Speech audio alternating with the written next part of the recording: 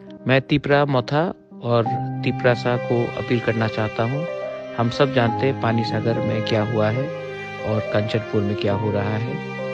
मैं आपको अपील करना चाहता हूँ कि ये टाइम है शांति रखने का, पीस रखने का, और आप लोग को बहुत लोग उकसाने का कोशिश करेगा। वो चाहते हैं कि अगर हमने रिएक्ट किया तो हमारा पूरा पीस प्रोसेस को प्रॉब्लम में हम लोग आ सकते हैं। इसी के लिए मैं अपील करता हूँ हमारे सब रियांग लोगों को, त्रिपुरा लोगों को, पूरे त्रिपुरा लोगों को कि किसी के बात में ना आए और शांति को रखें। ये टाइम रिएक्शन का नहीं है, ये टाइम है महाराज के ऊपर छोड़ने के लिए, बुबागरा के ऊपर छोड़ने के लिए, क्योंकि मैं दिल्ली से डायरेक्टली बात कर रहा हूँ। हम लोग सबसे बात कर रहे हैं और हम ये समस्या का हल निकालेंगे।